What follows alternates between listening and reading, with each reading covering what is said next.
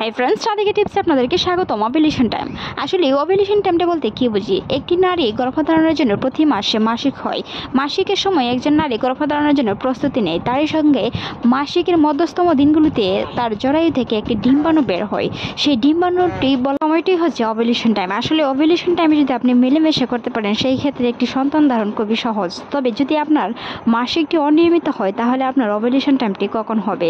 আসলে মাসিক নিয়মিত হোক কিংবা অনিয়মিত হোক, তবে ওভুলেশন টাইম বা ডিম্বস্ফোটন একজন নারীর হয়ে থাকে। তবে ডিম্বাণুটি দেরিতে আসতে পারে, কারো কারো ক্ষেত্রে সেটি অনিয়মিত মাসিক হওয়ার কারণে ডিম্বস্ফোটন টাইমটি বোঝা যায় না। তবে ডিম্বস্ফোটন টাইমটি বোঝার জন্য বিশেষ কিছু লক্ষণ প্রকাশ পায়। তার মধ্যে একটি হলো সাদা স্রাব। যখন আপনার মাসিকের মধ্যস্থম দিনগুলোতে সাদা স্রাব যাবে, ঘন ঘন অ্যামোনিয়াটিক তরলের মতো পানি বের হবে, তখন আপনি বুঝতে পারবেন আপনার ওভুলেশন টাইম হয়েছে। আর ওভুলেশন টাইমে মিলেমিশে করতে পারলে গর্ভধারণের সম্ভাবনা প্রায় 95%-এরও বেশি।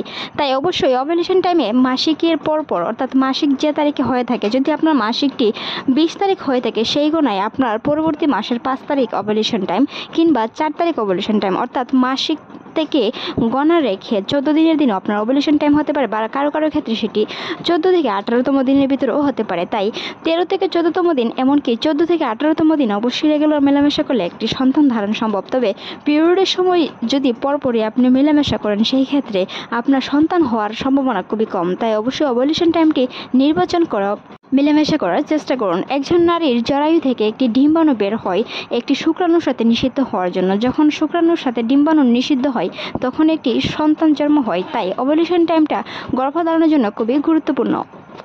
মাসিকের মধ্যে বিভিন্ন ধরনের সমস্যা থাকার কারণে ওভুলেশন টাইমটা অনেকে বুঝতে পারেন না। তা নিয়ে আমাদের চ্যানেলে অসংখ্য ভিডিও আছে, চাইলে ভিজিট করে আসতে পারেন।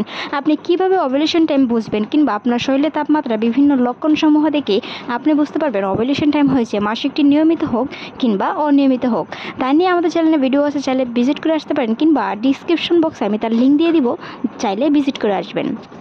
ওভুলেশন টাইমের লক্ষণগুলোর মধ্যে আরও একটি লক্ষণ প্রকাশ পায়, সেটি হলো শরীরের তাপমাত্রা। যদি আপনার শরীরের তাপমাত্রার প্রতিদিনের তুলনায় সেই একটু তাপমাত্রা আপনার বেশি মনে হয় কিংবা শরীরের তাপমাত্রাটা অনুভূতি হয় বেশি, তাহলে আপনাকে বুঝতে হবে আপনার ওভুলেশন টাইম হয়েছে। সেই সময় মেলামেশা করলে অবশ্যই সন্তান ধারণ সম্ভব। তবে মনে রাখবেন, কারো কারো ক্ষেত্রে মাসিকের 13তম থেকে 18তম দিনের ভিতরে হতে পারে, সেটা 16তম দিন হতে পারে, 17তম দিন হতে পারে, কারো কারো ক্ষেত্রে সেটি 18তম দিনও হতে পারে। তাই অবশ্যই 13 থেকে অবশ্যই 18তম দিন পর্যন্ত মেলামেশা করার চেষ্টা করুন, কিংবা 18 থেকে 14তম দিনের ভিতরে আপনার ওভুলেশন টাইম হয়েছে কিনা সেই বিষয়গুলো খেয়াল রাখতে হবে। সেই লক্ষণগুলো দেখলে আপনি বুঝতে পারবেন আপনার ওভুলেশন টাইম হয়েছে। একটি পুরুষের সুস্থ ও হেলদি শুক্রাণু থেকে জন্ম নেই একটি নবজাতক। যখন একটি মায়ের জরায়ু থেকে একটি ডিম্বাণু স্ফুটন হয়, অর্থাৎ ওভুলেশন টাইম হয়, ডিম্বাণুটি বের হয়ে একজন মায়ের গর্ভে জীবিত থাকে প্রায় 2 দিনের মতো। তবে সেই সময়ের ভিতরে মেলামেশা করতে পারলে অবশ্যই সন্তান ধারণ সম্ভব। তাই ওভুলেশন টাইমটা গুরুত্বপূর্ণ জেনেই মেলামেশা করার চেষ্টা করুন। একজন পুরুষের হেলদি শুক্রাণু থেকে একটি সন্তান জন্ম নেয়, তবে যদি আপনার সুস্থ শুক্রাণুটি ডিম্বাণুর সাথে নিষিদ্ধ হতে পারে তাহলে একটি সন্তান ধারণ সম্ভব।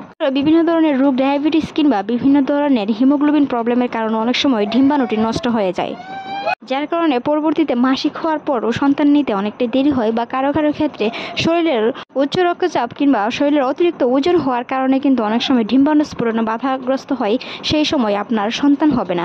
তাই অবশ্যই শরীরের রোগ এবং কন্ডিশন সবকিছু নিয়ন্ত্রণে রাখতে হবে। ডায়াবেটিস থাকলে নিয়ন্ত্রণে রাখতে হবে। সন্তান নিতে চাইলে অবশ্যই শারীরিক বিষয় সবসময় ফিটিং থাকতে হবে। মনে রাখবেন, শারীরিক একজন মা যেমন সুস্থ থাকে, সেই সাথে একজন সুস্থ সন্তান জন্ম দেওয়া সম্ভব।